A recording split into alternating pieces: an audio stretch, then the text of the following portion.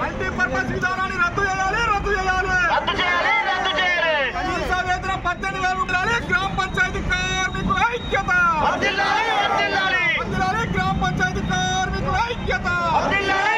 Sir కొద్దిసేపు ఆగాలి. గ్రామ పంచాయతీ కార్మికుల ఐక్యత, గ్రామ పంచాయతీ కార్మికుల ఐక్యత, గ్రామ పంచాయతీ కార్మికుల ఐక్యత వర్ధిల్లాలి. ముఖ్యమంత్రి వైఖరి రక్షించాలి, రక్షించాలి. ప్రభుత్వం రావాలి. కలెక్టర్ గారు వెంటనే రావాలి, కలెక్టర్ గారు వెంటనే రావాలి, కలెక్టర్ గారు రావాలి, కలెక్టర్ గారు రావాలి, కలెక్టర్ గారు రావాలి, కలెక్టర్ గారు పడుతున్న ప్రభుత్వం మరి వైఖరి గ్రామ పంచాయతీ బదులతో నిలబడుతున్న ప్రభుత్వ వైఖరి గ్రామ పంచాయతీ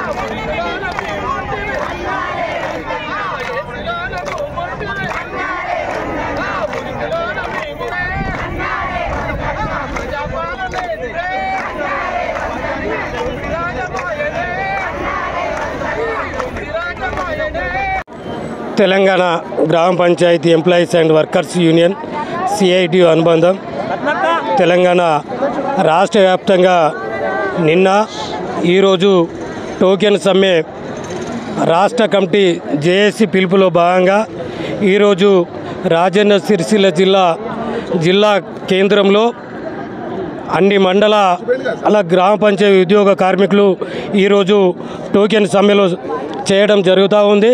దీనికి ముఖ్య ఉద్దేశం గతంలో కాంగ్రెస్ ప్రభుత్వం ప్రతిపక్షంగా ఉన్నప్పుడు అనేక రకాలుగా హామీలు ఇవ్వడం జరిగింది. మరి ఇప్పుడు కాంగ్రెస్ ప్రభుత్వం అధికారంలోకి వచ్చి సంవత్సరం కాలం అయిపోయినప్పటికీ కూడా మరి ఇప్పటి వరకు కూడా గత 6-7 నెలల నుంచి కూడా గ్రామ పంచాయతీ కార్మికులకు వేతనాలు అందట్లేదు. మరి గత బీఆర్ఎస్ ప్రభుత్వం అన్న నెలకొకసారి 2 నెలలకొకసారి అన్న ఆ ఇచ్చే వేతనాలు ఇవ్వడం జరిగింది. మరి ఈ ప్రభుత్వం మరి గ్రామ పంచాయతీ కార్మికులకు ఆ జీతాలు ఇవ్వట్లేదు. మరి అప్పుడు 34 రోజులు సమ్మె చేసినప్పుడు ఆ టెంట్ల వద్దకు వచ్చి అనేక రకాలుగా హామీలు ఇవ్వడం జరిగింది. మనం అధికారంలోకి రాగానే ముఖ్యంగా మిమ్మల్ని పర్మనెంట్ చేస్తాం, మీకు కనీస వేతనం 26,000 తగ్గకుండా ఇస్తామని, మీకు పిఎఫ్ ఈఎస్ఐ సౌకర్యం కల్పిస్తామని, మీకు ఉద్యోగ భద్రత కల్పిస్తామని, అదే రకంగా కారోబార్ బిల్ కలెక్టర్లకు ఇంట్లో చదువుకున్న వారికి అర్హత కలిగిన వారికి ప్రత్యేక స్టేటస్ కల్పిస్తామని, మరి చనిపోయిన కార్మికులందరికీ కూడా 10 లక్షల రూపాయలు ఎక్స్గ్రే చెల్లిస్తామని అనేక రూపాల్లో వీళ్ళు హామీలు ఇచ్చి మరి అదే రకంగా మేనిఫెస్టోలో కూడా పెట్టడం జరిగింది. మరి ఇప్పటికీ ఈ ప్రభుత్వం వచ్చి సంవత్సరం కాలం అయిపోయినప్పటికీ కూడా ఈ గ్రామ పంచాయతీ ఉద్యోగ కార్మికుల పట్ల ఈ కాంగ్రెస్ ప్రభుత్వం నిర్లక్ష్యంగా వ్యవహరిస్తూ ఉంది.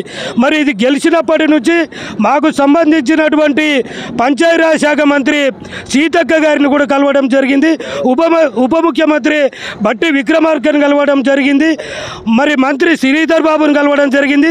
మాకున్న కాన్స్టిట్యున్సీలలో ప్రభుత్వ వీపులను ఇక్కడ మాకున్న వేములవాడ మాకు సిరిసిల్ల కాన్స్టిట్యున్సీలు ఉన్నటువంటి ప్రభుత్వ వీపులను ఆది శ్రీనివాసరావు గారిని కూడా అనేక సందర్భాల్లో కలవడం జరిగింది. మరి అదే రకంగా చూసుకున్నప్పటికీ మరి గౌరవ ముఖ్యమంత్రి వర్యులను రేవంత్ రెడ్డి గారిని కూడా కలవడం జరిగింది. మరి ఇప్పటి వరకు కూడా కలిసినప్పుడే మీ సమస్య పరిష్కారం చేస్తామని హామీ ఇవ్వడం జరుగుతుంది. మరి ఇప్పటి వరకు కూడా హామీ విషయంలో రాష్ట్ర కమిటీని చర్చల్లోకి పిలవకుండా జాప్యం చేస్తూ ఉంది. మరి ఇప్పటికైనా రేపు 30 తారీఖు నాడు రాష్ట్ర క్యాబినెట్ మీటింగ్ ఉందని చెప్తా ఉన్నారు.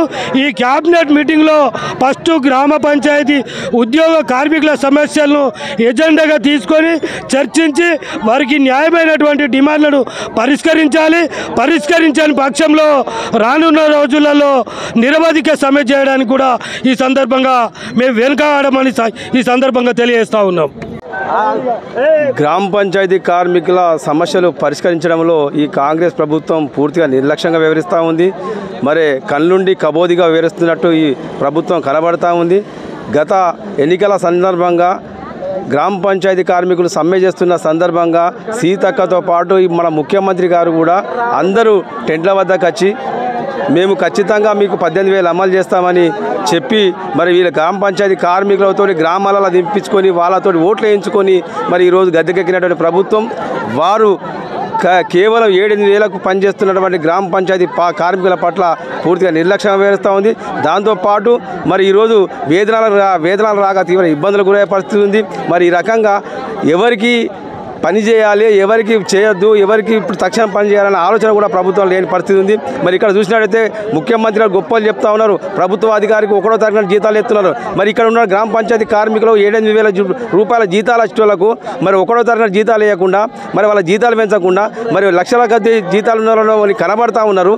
కానీ మురికిళ్ళలో పనిచేసి ఈ చెత్తా చెదరం ఎత్తేసినటువంటి కార్మికులు కనబడతలేరు. వీళ్ళు ఎందుకు అనగారి వర్గాలని దళితులని మీకు ఈ చిన్న చూపు. కాబట్టి గత ప్రభుత్వం చేసిన విధంగానే ఈ ప్రభుత్వం చేస్తుంది. కాబట్టి ఖబర్దార్ వెంటనే వీళ్ళ సమస్యలు పరిష్కరించకుంటే మరి నిరవధిక సమ్మెకు వెళ్తాం. గ్రామ పంచాయతీ కార్మికుల తడాకేంతో ఈ ప్రభుత్వం సూచిస్తామని ఈ సందర్భంగా సిఐడి హెచ్చరిస్తా ఉన్నాం.